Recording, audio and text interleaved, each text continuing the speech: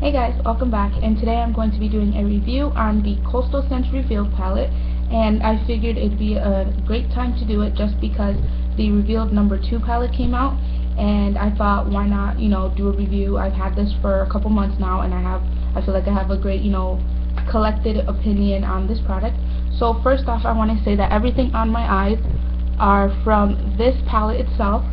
And I did do the method of wetting or foiling the eyeshadows to get the gold as intense as this is, but let's just start off with the palette.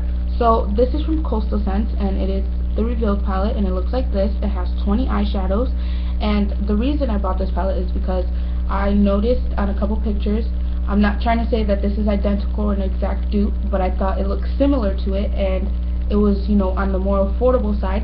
So I thought that this looked exactly like, or very close to, the Urban Decay Naked palette, and that's what the 20 eyeshadows look like.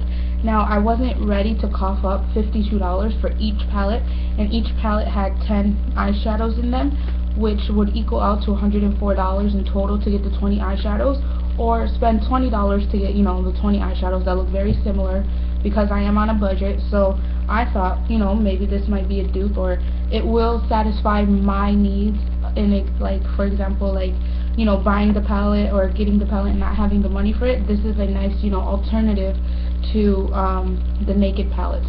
So these are what the eyeshadows look like.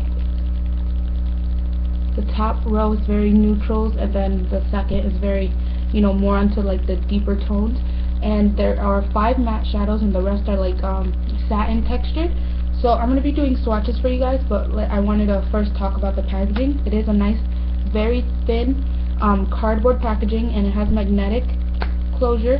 The only thing that I don't like about the packaging is that there is no mirror. I do like how it has, this nice Revealed logo, but if you wanted to take this for travel, you would have to have an extra mirror just because there isn't a mirror in the palette. Now, these are more earthy, in my opinion, more earthy tones, just because they have more golds and coppers and browns, and a nice matte black right here. So I'm going to do a couple swatches for you. I've noticed that in this palette, some eyeshadows are hit or misses. Some are not as pigmented or, as creamy as I would like. So you have to, build up the eyeshadows. So I'm going to do some live swatches for you guys. And I'm going to start off with the top row, which are these right here. And I'm going to start off with the matte. So this is a nice skin tone or creamy white matte color. I'm going to apply that on my hand for you guys.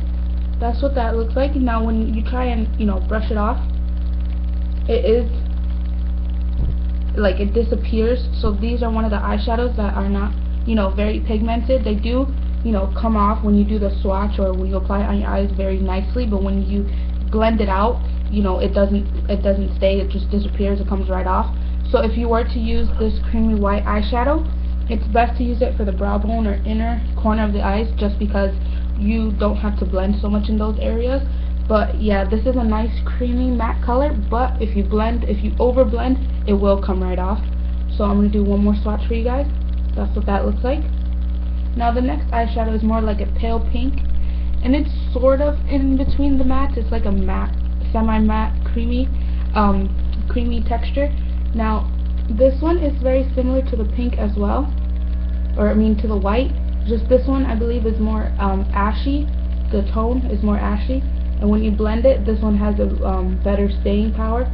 So that one's a nice one as well if you are like using it for the inner, the brow bone or the inner corner highlight. Then the next color, which is one of my favorites, it looks like a nice like ballerina pink. This is more of a cream or satin texture, and that's what it looks like on my hand.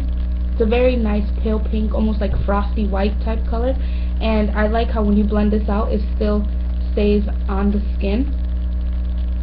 So that's a nice eyeshadow, and I like how if you foil it, it makes, it gives it like a nice frosted effect. So the next color is a matte one, and this is more of like a matte brown. It's more of like a taupe, and this is what it looks like. This is a nice transition color, or a nice blending color, and it stays. It has nice pigmentation, and when you blend it, it won't, disappear. Now the next color that I have to swatch for you guys is this one right here. It looks about the same color as the blending color. It's just that this one's more of like a satin finish instead of a matte. So that's what that looks like. And once again, these eyeshadows are great for foiling, which you know, is applying it wet and it intensifies the color. That's what that looks like. It's a very nice, you know, taupe gunmetal-ish type gray. And another matte color that I have for you guys is more of a, like a, not true gray, but it's more closer to the gray tone, and that's what that looks like. And these colors, you blend them, they're still, you know, they still stay on the eyes, so you won't have to worry about the disappear or the eyeshadows getting too muddy, which I like. Now the next color is a it's a brown blending color, and that's what that looks like. It's very similar to this color, it's just that this one right here, the brown, it has more brown undertone instead of gray. So you have, you know, different options if you wanted to go for a more cool or warmer type eyeshadow look. And that's what that looks like right there. They're very similar, it's just one has a gray undertone and one has a brown one. Now this is the color that I'm wearing right here, my inner corner of my eyes. It's the gold, which I foiled, and you don't have to foil it just because this color is so pigmented, but that's what that gold looks like. It's a very true gold. It's it doesn't have like any undertones into it, because some have like a greener undertone or browner undertone. I feel like this one is a, where I swatched it, there you go. This one is a more true gold, and I like how when the light hits it, it gives off a nice, you know, foiled look, so you don't have to wet it. Now I did wet the eyeshadow right here, so if you were trying to, you know, foil your eyeshadows, take a corner of the eyeshadow just because you don't want to ruin the whole pan.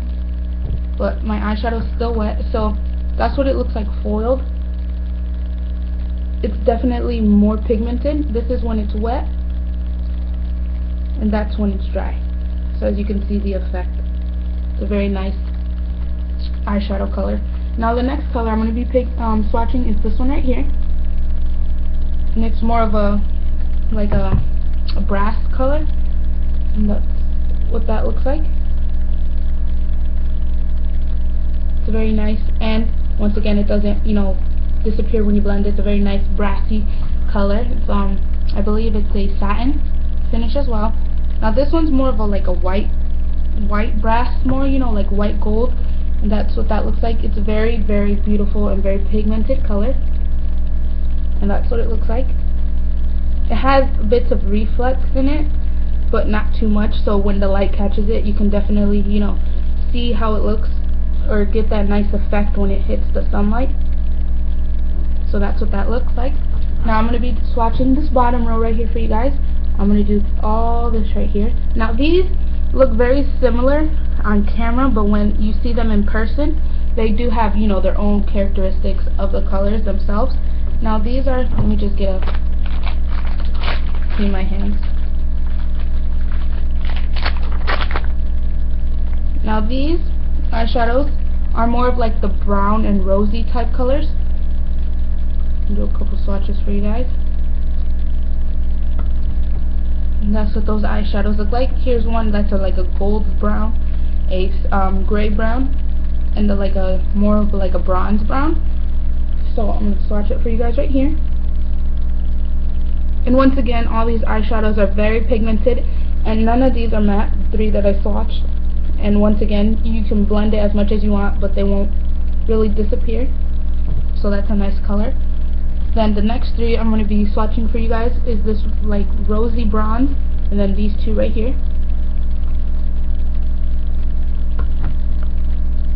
There you go. So one's like, you know, what I noticed with this palette is with the eyeshadows, one's like a lighter version of itself, a darker, and like a true form of the colors. So I'm going to swatch it for you guys right here. And this has more of like a rosy undertone, but I like how, you know, these are nice as well, and they're very nice transition colors. And then the final three is like a gray tone brown. Well, it's darker, it looks black, and then the matte black. So here's like the bronze as well, the blue, and the matte black. You can see how pigmented the black is. I just lightly touched the eyeshadows, and I'm going to swatch it for you guys. There you go.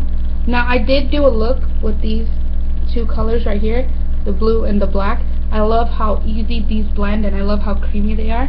And as you can see, all the eyeshadows are very pigmented except a couple, which was, the only one that I had a problem with was this white one right here. But as you can tell, these are all very pigmented eyeshadows, and it's worth the money. It's $20 and it's like $1 at eyeshadow. So these are the swatches again. They're very pigmented. They're very close to like the same color group. They just slowly like differ or like gradually, go darker or lighter. And I really like how these eyeshadows perform. So I hope you guys enjoyed this video, and please stay tuned for what I have next.